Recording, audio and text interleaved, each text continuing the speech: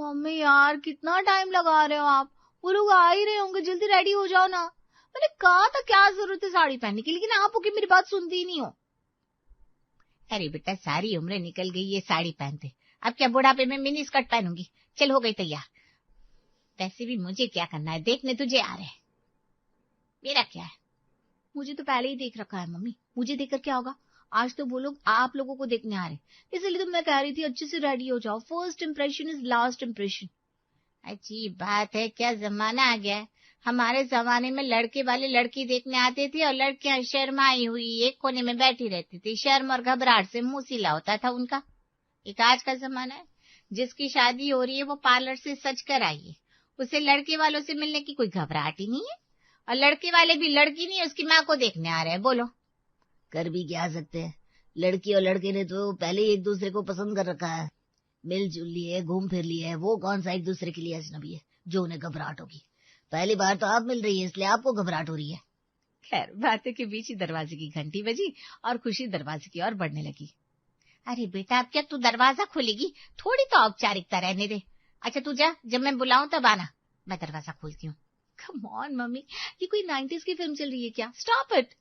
माँ के समझाने पर भी खुशी उनकी बात नहीं मानती और जाकर दरवाजा खोल देती है।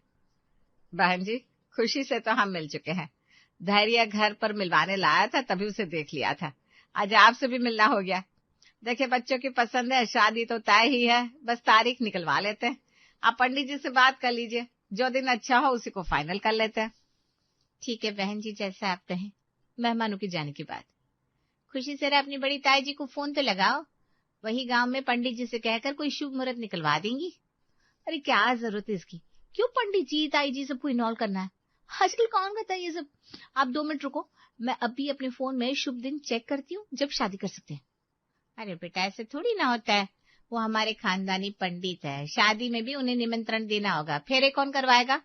मम्मी आजकल सब हो जाता है, डिजिटल जमाना है, मुझे किसी पंडित को अपनी शादी में नहीं बुलाना, मैं अपने तरीके से मैनेज कर लूंगी। अरे बेटा लेकिन क्या लेकिन मम्मा, ये देखो फ्राइडे 13 जैन का दिन बताया इंटरनेट ने। कमल बेटा तू समझाना इसे। मम्मी शादी इसकी हो रही है, अब इसे कोई परेशानी नहीं है तो मैं क्या बोल सकता हूँ। दोनों बच्चे अपनी ही दुनिया में खोए हुए थे, रीति रिवाज परंपरा इन बातों से जैसे उन्हें कोई सरोकार ही नहीं था। ठीक है तो 13 तारीख ही फाइनल करते हैं, लाओ मैं फोन करके बता देता हूँ धैर्य के पापा को।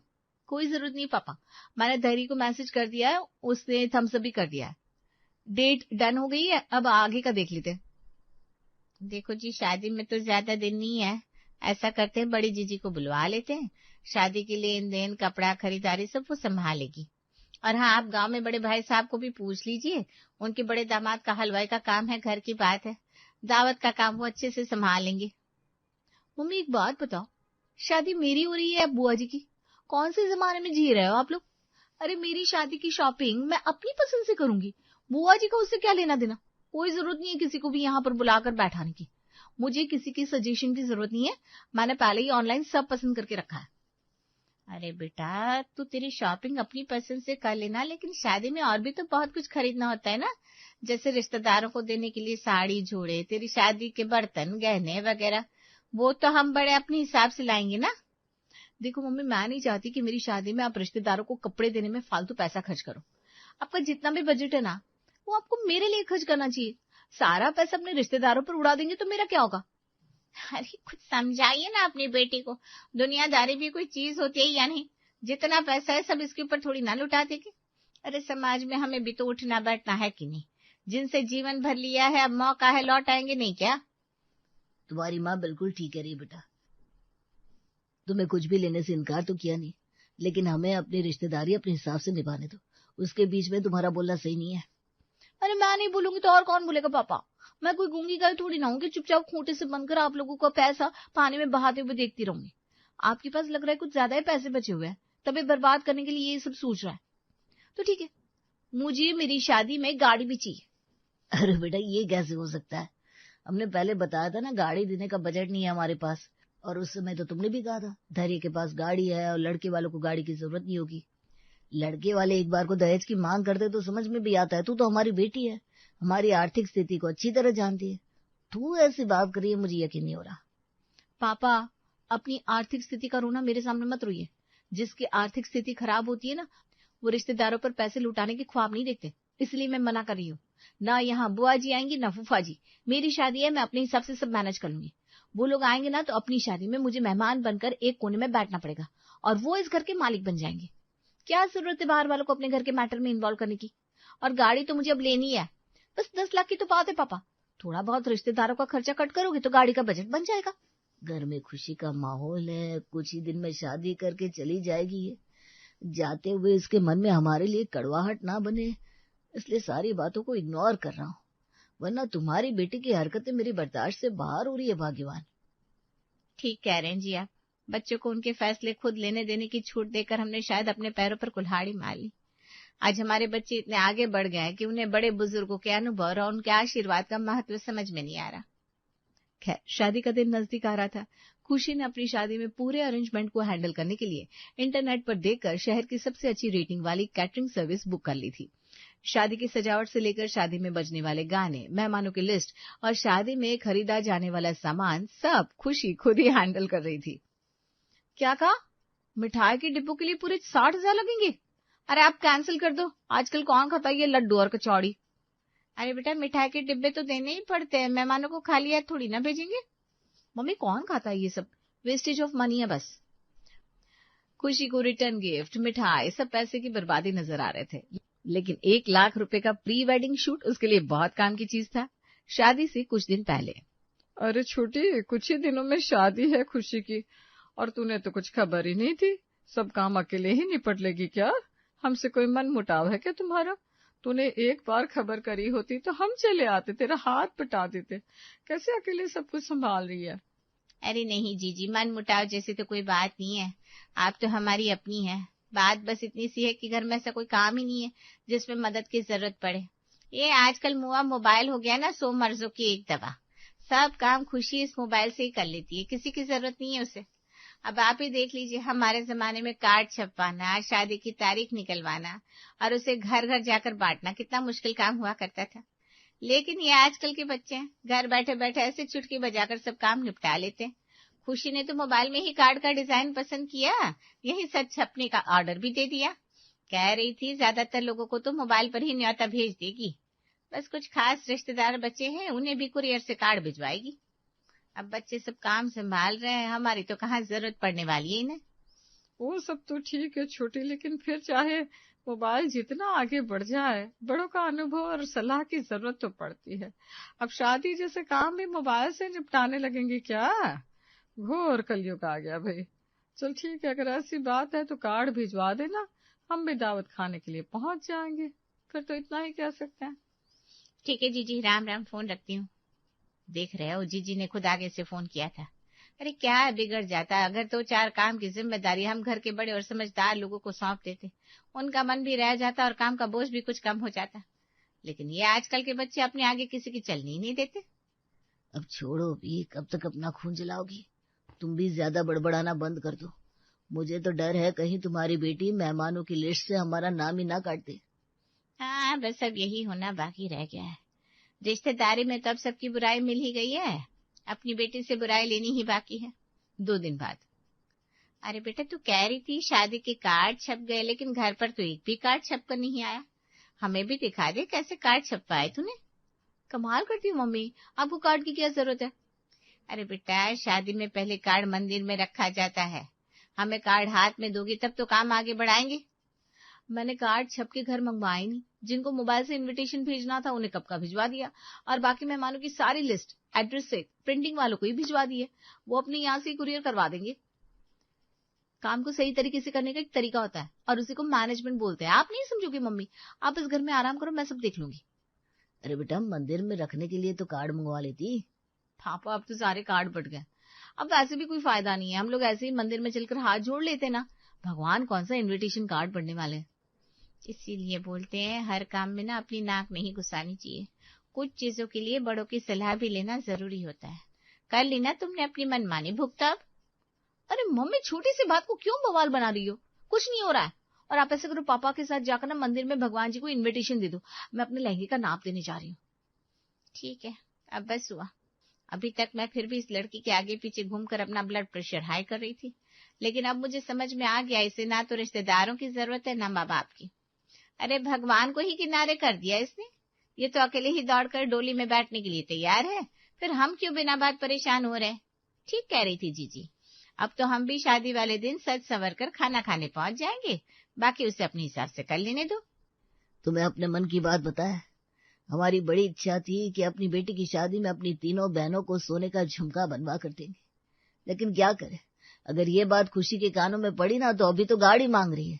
कहीं ऐसा ना हो ये मकान बेचकर उसे फ्लैट भी देना पड़ जाए, इसलिए मैं तो अब कुछ बोलने वाला ही नहीं हूँ। मुझे भी अच्छा नहीं लग रहा है। सब रिश्तेदार शगुन लेकर आएंगे और हमने उन्हें विदाई में देने के लिए कुछ नहीं खरीदा, कैसे खाली हाथ विदा करेंगे सबको, सोच सोच कर मेरा दिल बैठा जा रहा है। खुशी की माँ और पापा मन ही मन दुखी तो थे, लेकिन बेटी की आदतों से भी वाकिफ थे, इसलिए चाहकर भी कुछ कह नहीं पा रहे थे। शादी का दिन नजदीक आ गया। आज 11 तारीख थी। शादी की रस्में शुरू हो गई थी। घर पर रिश्तेदार भी जमा हो गए थे। अरे छोटे हलवाई से बात हुई कि नहीं, कब तक पहुंचेगा? कुछ सामान लाना है तो बता दे, मैं बाजार जाकर ले आता हूँ। भाई साहब मेरी तो किसी से कोई बात नहीं हुई ना, मुझे ये पता कि खुशी ने शादी के लिए किसे बुक किया है। अरे छोटे, उसकी हल्दी लग गई है, अब वो दौड़ भाग थोड़ी ना करेगी। ला मुझे नंबर दे, मैं देखता हूँ। ताऊ जी आप परेशान मत होइए, कोई हलवाई नहीं, कैटरिंग सर्विस वालों को बुक किया है मैंने, वो सब देख लेंगे, हमारी कोई टेंशन ही नहीं है। अरे बेटा टेंशन तो हमारी है, बारातियों को खाना कब कैसा मिलेगा उससे हमारी इज्जत पर बात आएगी। तेरा वो हलवाई पैसे लेकर निकल जाएगा, उससे क्या फर्क पड़ने वाला है। ये आजकल के बच्चे कुछ समझते नहीं है। ताऊ जी की गरजती आवाज सुनकर खुशी बुझे मन से कैटरिंग सर्विस का नंबर उन्हें देती है। हाँ जी बताओ भाई साहब, कितने बजे भट्टी लगाओगे और सामान कब से आएगा? सर 13 को सुबह 11 बजे तक हम काम शुरू कर देंगे, शाम को 7 बजे तक आपको सब रेडी मिल जाएगा। अरे क्या बात कर रहे हो भाई साहब, शाम को 7 बजे किसके लिए खाना तैयार करोगे आप? हमारी तो दिन की शादी है, बारात दोपहर में 1 बजे आ जाएगी, 2-2:30 तक हमें पूरा खाना तैयार चाहिए। कमाल कर रहे सर, आपके कहने से थोड़ी ना सुबह हो जाएगा। अरे हमारी 13 तारीख की शाम की बुकिंग है, तो दोपहर में 2 बजे खाना कहाँ से रेडी हो जाएगा? अरे क्या बोल रहे हो आप, मुझे कुछ समझ में नहीं आ रहा। आप एक बार आपकी बुकिंग चेक करो जी। हमारी तरफ से कोई गलती नहीं हुई है सर, आप अपनी शादी का कार्ड चेक करो। आपके यहाँ शादी दिन की है ऐसा तो हमें किसी ने कुछ बताया नहीं, हमें तो यही पता था कि 13 तारीख की शादी है और उसके लिए खाना तैयार करना है। आमतौर पर शादी तो रात की होती है ना, अगर आपके यहाँ प्रोग्राम दिन का था तो उसके लिए स्पेशल आप लोग ही बताएंगे ना। कैटरिंग वाले की बात सुनकर ताऊ जी का सर चकराने लगा। अरे छुट्टा, ये क्या तमाशा किया है तुम लोगों ने? खुशी का हलवाई बोल रहा है रात का खाना तैयार करेगा। मुझे ये बताओ, जब सारे मेहमान दिन में आएंगे तो रात का खाना खिलाओगे किसे तुम? ताऊ जी की बात सुनकर अब तो खुशी के साथ साथ उसके मम्मी पापा के चेहरे भी सफेद पड़ गए। ओह माय गॉड, सब मेरी गलती है, मैंने बुकिंग के समय ये मेंशन नहीं किया था कि खाना दिन में बनेगा। सारा कंफ्यूजन ना दिन की शादी के कारण हुआ है। अरे तूने तो सुबह हिला दी, कंफ्यूजन हो गया। मुझे ये बताओ, जो 300 लोग आने वाला है कल, उनका क्या करोगे? सुबह बारात के लिए अपने घर से निकले हुए लोगों को रात में सीधा डिनर करवाओगे क्या? इज्जत मिट्टी में मिल जाएगी हम लोगों की। ताऊ जी की बात सुनकर खुशी जोर जोर से रोने लगती है। पापा कुछ करिए, मुझे कुछ समझ में नहीं आ रहा। अच्छा ठीक है, शांत हो जाओ तुम लोग, मैं कुछ देखता हूँ। चल छोटे, अभी बाजार जाकर खाने के सब सामान लेकर आते हैं। आज रात का समय है, मैं अपने दामाद जी को बुला लेता हूँ। मेरी बात काटेंगे नहीं, हालांकि उनकी बुकिंग है, लेकिन मेरे कहने पर कुछ न कुछ मदद जरूर मिल जाएगी। खुशी तो लगातार रोती जा रही थी, लेकिन ताऊ जी ताई जी पिछली बातों को भूलकर पूरी ताकत से स्थिति को संभालने में लगे हुए थे। भाई साहब पैसा तो बचा ही नहीं है, कैसे होगा सब? अरे मैं बैठा हूँ, तू परेशान मत हो, हिम्मत रख। रात भर में ताऊ जी ताई जी ने सारी व्यवस्था कर दी थी। अगले दिन सवेरे 4 बजे से ही हलवाई ने पकवान बनाने शुरू कर दिए थे। घर की सारी औरतें, बुआ जी, चाची, मासी, दीदी सब मिलकर हलवाई की खाना बनाने में मदद कर रहे थे। कोई सब्जी काट रहा था, कोई पूरियां तल रहा था, कोई हलवाई के साथ लड्डू बनवा रहा था, तो कोई बाकी का अरेंजमेंट कर रहा था। जिन रिश्तेदारों को खुशी देखना तक नहीं चाहती थी, उन्हीं रिश्तेदारों ने उसकी शादी को बचाने के लिए जान लगा दी थी। मुझे माफ कर दीजिए, आज मुझे जीवन की बहुत बड़ी सीख मिली है। बड़ों के आशीर्वाद और अनुभव से बड़ी दुनिया में कोई और चीज नहीं। मैंने एक नहीं कई गलतियां की। हाथ में मोबाइल पकड़ के मैं खुद को पुरानी पीढ़ी से बहुत समझदार समझ रही थी, लेकिन आज मुझे अंतर समझ में आ गया है। अरे बेटा वो तो शुक्र है जो समय रहते सच पता चल गया, वरना अगर लास्ट मोमेंट पर पता चलता तो न जाने क्या होता। अपने मन में कोई बात मत रखना बच्चा, छोटों से गलती होती रहती है। हम बड़े हैं, हमें तो अपना फर्ज निभाना पड़ेगा। खुशी की आंखों से लगातार आंसू बरस रहे थे। देख लिया बेटा तूने, अपनों के होने से सारी परेशानियां कैसे हल हो जाती है। जिस तरह से हमने सारे रिश्तेदारों को दूध में से मक्खी की तरह निकाल कर फेंक दिया था, चाहते तो भाई साहब और जीजी भी हमारी परेशानी से मुंह मोड़ सकते थे। और इससे बड़ा सबक क्या होता हमारे लिए कि दरवाजे पर बारात खड़ी है और हमारे पास उनके स्वागत के लिए एक कप चाय का भी इंतजाम नहीं है। तेरे पापा की सारे जीवन में कमाई हुई इज्जत मिट्टी में मिल सकती थी, लेकिन अपनी ईगो को किनारे करके सिर्फ भाई साहब और जीजी ने ही नहीं बल्कि सारे रिश्तेदारों ने अपना सहयोग दिया। सबसे माफी मांग और वादा करके जीवन में कभी दोबारा ये गलती नहीं करेगी। बेटा तुम आज के जमाने के बच्चे ना किसी से मिलना चाहते हो, ना रिश्तेदारी रखना चाहते हो। ये मोबाइल ही दुनिया है तुम्हारी। इस मोबाइल ने स्वार्थी बना दिया है तुम्हें। लेकिन याद रखना बेटा, अपनों के प्यार और साथ की जगह ये टेक्नोलॉजी कभी नहीं ले सकती। खुशी ने आज जो सबक सीखा था, उसने उसे अपनेपन का सही मतलब सिखा दिया था। बहू रानी, अब विवेक के साथ घर के अंदर आइए। ऐसे कब तक खड़ी रहेगी?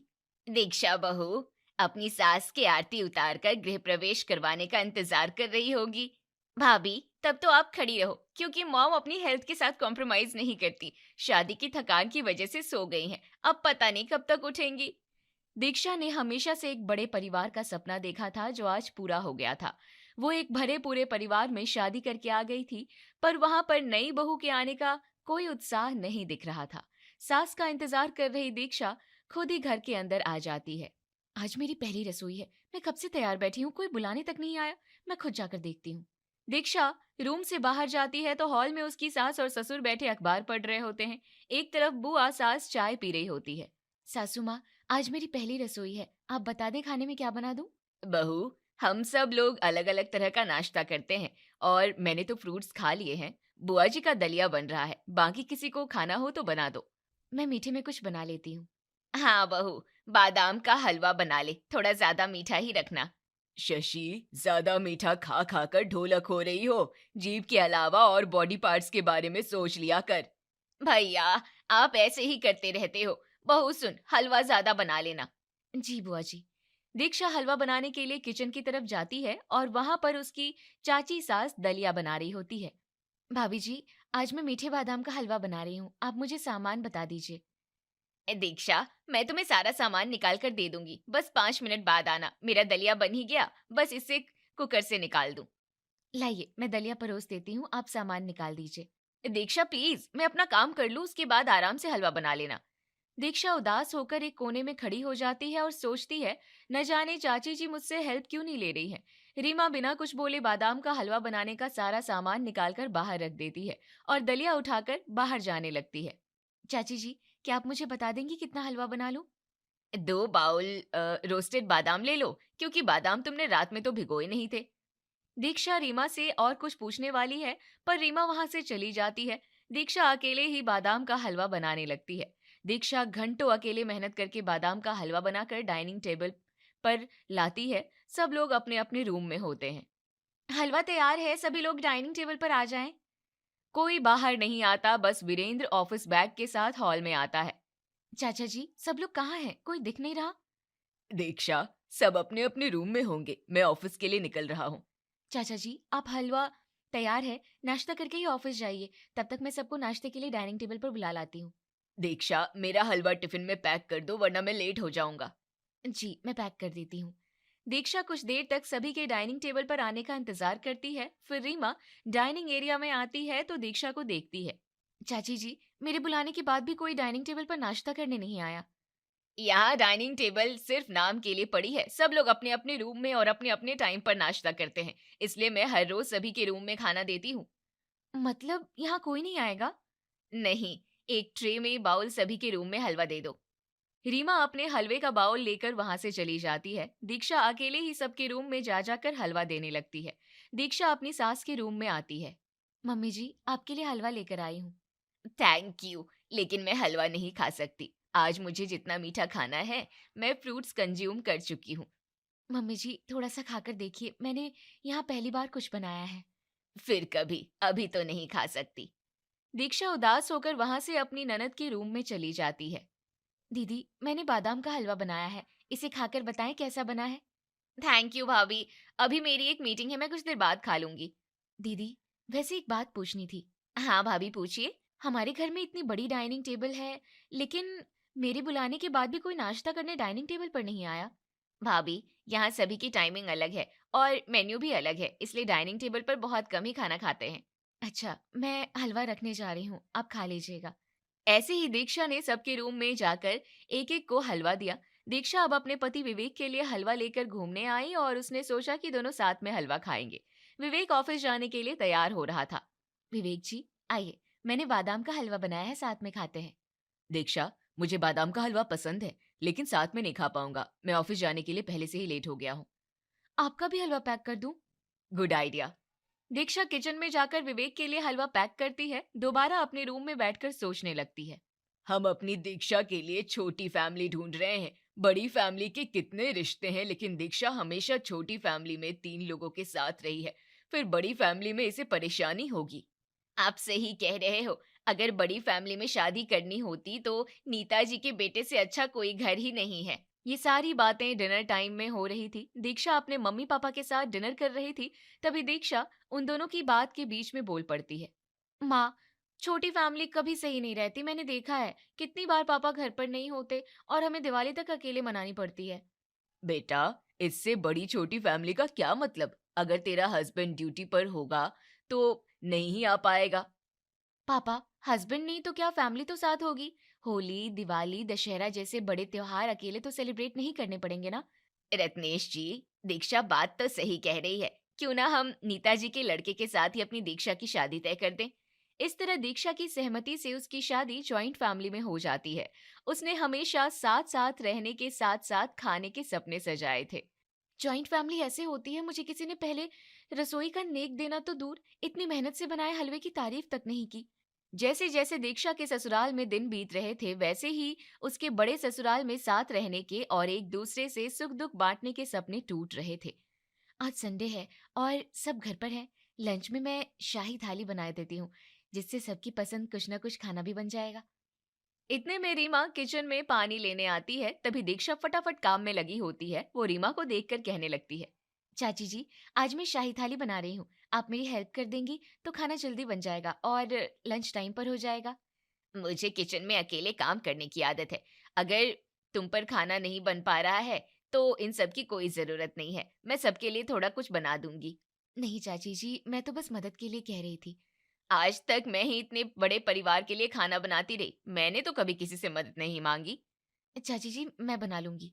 रीमा पानी का मग लेकर वहां से चली जाती है। दीक्षा सब्जी बनाते हुए सोचने लगती है, बड़े परिवार में सब एक दूसरे की मदद करते हैं, लेकिन यहाँ तो जब मैं काम करती हूँ किचन में कोई झांकने भी नहीं आता। दोपहर के वक्त पूरे घर में शाही खाने की खुशबू फैल जाती है। दीक्षा आज सारा खाना डाइनिंग टेबल पर लगा देती है और फिर एक एक करके सबके रूम में बुलाने जाती है।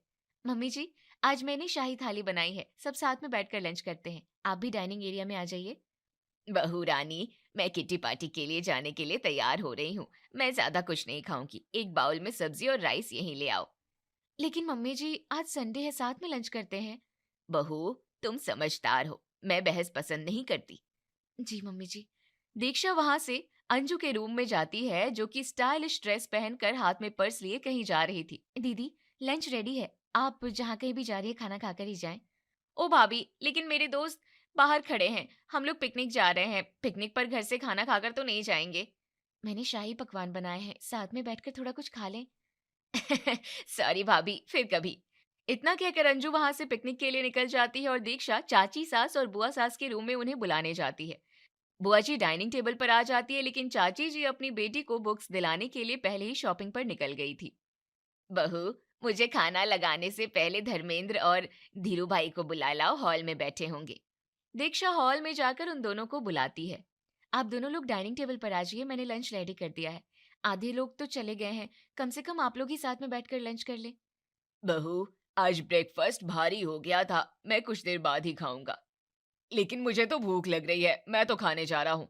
इस तरह दीक्षा की लाख कोशिश करने के बावजूद किसी ने साथ में बैठकर लंच नहीं किया। दीक्षा अपने रूम में गई तो विवेक लैपटॉप पर काम कर रहा था। विवेक जी, क्या आपके लिए खाना ले आऊं? हाँ, यहीं ले आओ, मैं प्रेजेंटेशन बनाते हुए लंच कर लूंगा। ठीक है। दीक्षा कुछ देर में एक बड़ी सी थाली में सारे शाही पकवान परोस कर लाती है और विवेक के सामने रख देती है। ओह, आज इतने सारे पकवान क्यों? कोई फेस्टिवल है?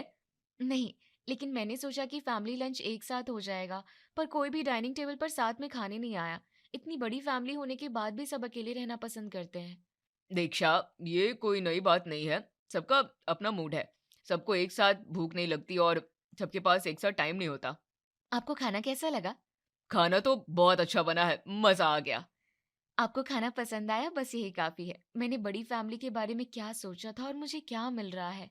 दीक्षा इतने बड़े ससुराल में होने के बावजूद भी अकेली थी। उसके दिल की बात सुनने वाला कोई था ही नहीं। उसके काम में हाथ बटाने वाला कोई नहीं था। कुछ दिन बाद शाम के वक्त सभी लोग हॉल में बैठे होते हैं, तभी दीक्षा के ससुर जी धर्मेंद्र सभी को बताते हैं, ऐसा बहुत कम होता है कि हम सब एक साथ हॉल में बैठे, तो आज मैंने आप लोगों को हॉल में इसलिए बुलाया है कि कल हमारे खास बिजनेस पार्टनर हमारे घर लंच पर आ रहे हैं। ये तो बहुत अच्छी बात है। हमारी बहू तो खाना बनाने में एक्सपर्ट है। वो तो पार्टनर्स को एकदम खुश कर देगी। भाभी जी, यहाँ सिर्फ बहू की बात नहीं है। कल सभी को घर में ही उपस्थित रहना होगा, क्योंकि बिजनेस पार्टनर्स के सामने हम सबको एक साथ रहने से उन पर अच्छा इम्पैक्ट पड़ेगा। इसमें कौन सी बड़ी बात है? दीक्षा, खाने में सरसों का साग और रोटियां, जितना भी हो देसी खाना बनाना, क्योंकि हमारे पार्टनर्स अपनी ओल्ड इंडिया को बहुत मिस करते हैं। उन्हें हम इस तरह से इम्प्रेस कर सकते हैं। जी विवेक जी। अगले दिन दीक्षा जल्दी उठती है और नाश्ता बनाने के साथ ही सारी सब्जियां काटने लगती है, क्योंकि उसे पता था कि उसकी हेल्प करने वाला कोई नहीं है। वो इस बड़े परिवार की इकलौती बहू है। नीता किचन में आती है, चारों तरफ देखते हुए कहती है, बहू, सलाद वगैरह थोड़ा डिजाइनर कट करना। खाने को डाइनिंग टेबल पर अच्छे से सर्व करना, जिससे देखने से ही खाने का मन हो जाए। जी मम्मी जी। नीता दीक्षा की साड़ी पर लगा हल्दी का दाग देखते हुए कहती है, बहू, घर में इतने खास मेहमान आ रहे हैं और तुमने ये गंदी साड़ी पहन ली। अपने कपड़े चेंज कर लेना और मेकअप थोड़ा अच्छे से कर लेना। तुम इस घर की बहू हो, नौकरानी नहीं। मम्मी जी, सब्जी बनाते वक्त हल्दी का दाग लग गया, मैं अभी चेंज कर लूंगी। नीता वहां से चली जाती है। दीक्षा सब्जियां बनाकर सलाद काटने लगती है, तभी अंजू वहां आती है। भाभी जी, पापा जी बोल रहे हैं मेहमान आने वाले हैं, चाय बनने रख दीजिए। ज्यादा उबली हुई चाय अच्छी लगती है। दीदी, मैं सलाद काट रही हूँ, आप चाय का पानी रखकर अदरक डाल दीजिए, कुछ देर में चीनी पत्ती मैं डाल दूंगी। भाभी, मैं अपना मेकअप कर रही थी। अब पापा के खास बिजनेस पार्टनर्स आ रहे हैं, उनके सामने मुझे भी अच्छे से जाना होगा। आप खुद ही बना लीजिए, चाय ही तो बनानी है। जी, मैं कर लूंगी। अंजू तेज कदमों से वहां से निकल जाती है। मैं इस घर की इकलौती बहू हूँ और हालत नौकरानियों से भी बदतर कर दिए हैं। इस घर के लोग पत्थर दिल हैं, हमदर्दी और प्यार तो है ही नहीं। मेरे तो सारे सपने टूट गए। शशि पीछे से दीक्षा की बात सुन लेती है। बहू, क्या बोल रही है? हम सब पत्थर दिल हैं। तुझे तो तब अच्छा लगेगा जब सास खाना बनाए और तू बैठकर आराम फरमाए। निकल जा रसोई से, मैं सारा खाना अकेले बनाने की ताकत रखती हूँ। बुआ जी, मेरा मतलब वो नहीं। मैंने 7 सब्जियां बनाई और पुलाव, रोटी, खीर, बस ये काम करते हुए बहुत थक गई हूँ। अभी बहुत काम बाकी है। किचन से बाहर जा बहू, वरना मुझसे बुरा कोई नहीं होगा। दीक्षा रोती हुई अपने रूम में चली जाती है। कुछ देर में दरवाजे पर गाड़ी रुकने की आवाज लगती है। दीक्षा को सास की बात याद आती है। वो आंसू पोंछकर नई साड़ी पहनकर मेकअप कर लेती है। घर में हलचल बढ़ जाती है। दीक्षा रूम से बाहर आकर सबसे मिलती है। मैं आप सबके लिए खाना लगा देती हूँ। बहू, तुम बैठो, मैं और रीमा खाना लगा देंगे। आखिरकार तुम इस घर की इकलौती बहू हो। आप लोग अपनी बहू को बेटी के जैसे रखते हो, तभी बिना मेकअप के इतना ग्लो है। आप सही कह रहे हैं। हमारी 2 बेटियां हैं और दीक्षा भी हमारी बेटी जैसी है। बेटी और बेटी जैसी होने में बहुत अंतर है। मिस्टर जिंदल और उनके साथ आए लोग लंच करने लगे। आज पहली बार दीक्षा ने अपनी पूरी फैमिली को डाइनिंग टेबल पर एक साथ खाना खाते देखा था। दीक्षा खुश थी। शशि के मना करने के बाद भी सबको खाना परोस रही थी। वाह, खाना तो बहुत ही लाजवाब बना है। ऐसा लगता है सब चीज नाप तोल के डाली गई हो। सर, आप सही कह रहे हो। इस खाने की टक्कर महंगा रेस्टोरेंट भी नहीं कर सकता। वीरेंद्र जी, आज खाना किसने बनाया है? ये खाना मैंने बनाया है। मुझे ऐसा खाना बनाने का सालों का एक्सपीरियंस है। शशि के मुंह से झूठ सुनकर नीता शशि को आंखें दिखाती है। दीक्षा चौंक कर शशि को देखती है। मिस्टर जिंदल, शशि ने खाना अकेले नहीं बनाया है, इसमें मेरी बहू का भी हाथ है। दीक्षा बहू जिस भी खाने को बनाती है स्वाद खुद ब खुद आ जाता है। दीक्षा इतनी मॉडर्न होने के बाद भी इतना बढ़िया खाना बनाती है। आप बहू नहीं, सच में हीरा लेकर आए हैं। जी मिस्टर जिंदल, इतने बड़े परिवार का किचन अकेले संभालती है। आजकल तो इंडिया में भी जॉइंट फैमिली विलुप्त हो चुकी है। आप सभी को इस तरह एक साथ एक छत के नीचे प्यार से रहते देख दिल खुश हो गया। मिस्टर जिंदल, हम सब लोग रोज एक साथ ही खाते हैं और सुख दुख बांटते हैं, और हमारे ससुर जी के टाइम से बिजनेस भी एक ही है। मिस्टर जिंदल, मानना पड़ेगा आपके न्यू पार्टनर बिजनेस से ही नहीं बल्कि घर से भी स्ट्रांग है। ये सब दिखावा है, लेकिन ये हकीकत होता तो कितना अच्छा लगता। मेहमान घर से चले जाते हैं, घर के सभी लोग हॉल में बैठे होते हैं। तभी नीता तुरंत खड़े होकर शशि से कहती है, शशि, मुझे ये समझ में नहीं आया कि सुबह से सारा खाना बहू ने बनाया और मेहमानों के सामने तुम क्रेडिट क्यों ले रही थी? शशि, मुझे तुमसे ये उम्मीद नहीं थी। जिस बहू की तुम लोग तारीफ कर रहे हो वो तारीफ के लायक नहीं है। हमारी बहू ने ऐसा क्या कर दिया? किचन में खड़े होकर हम सबको पत्थर दिल और न जाने क्या क्या बोल रही थी, वो तो मैंने सुन लिया। ऐसे बहुएं जॉइंट फैमिली को तुड़वा देती हैं। दीक्षा, शशि जो कह रही है, क्या सच में तुमने ऐसा बोला? मैंने बुआ जी को बताया, मैं अकेले काम करके थक गई थी, इसलिए मेरे मुंह से ऐसा निकला। बुआ जी, मैं घर तुड़वाने वाली बहू नहीं, बल्कि मैं हमेशा ये कोशिश करती हूँ कि जैसे आज हम सब डाइनिंग टेबल पर एक साथ खाना खा रहे थे, वैसे ही हर रोज खाएं। ये बात तो सच है मम्मी। दीक्षा हमेशा ये कोशिश करती है कि फैमिली साथ में खाए, कुछ वक्त फैमिली टाइम के लिए निकाले। दीक्षा बहू, तुम्हारा ख्याल अच्छा है, लेकिन यहाँ सबके अपने शेड्यूल हैं और सबकी अपनी अपनी टाइमिंग, इसलिए ये चाहते हुए भी कभी पॉसिबल नहीं हो पाया। हम बिजनेस और मीटिंग की वजह से तुम्हारे हिसाब से नहीं ढल सकते, ना ही हम तुम्हें किसी चीज के लिए रोक रहे हैं, इसलिए अपना काम करो, खुश रहो। दीदी, एक बात है, घर में ज्यादा लोग होने की वजह से काम ज्यादा हो जाता है और बहू पर इतना काम डालना सही नहीं है। चाची जी, जैसे घर की डस्टिंग, गार्डनिंग के लिए नौकर हैं, भाभी के लिए किचन में एक हेल्पर रख दी जाए। ठीक है, मैं कॉल कर दूंगी, कल से किचन में तुम्हारी हेल्प के लिए एक नौकर आ जाएगा। जी मम्मी जी। कुछ दिन बाद दीक्षा उनके माहौल में ढल गई। उसे पता लग गया था कि जहां तुम्हारी जरूरत नहीं हो वहां पर खड़ा होना खुद को दुख देने के समान है।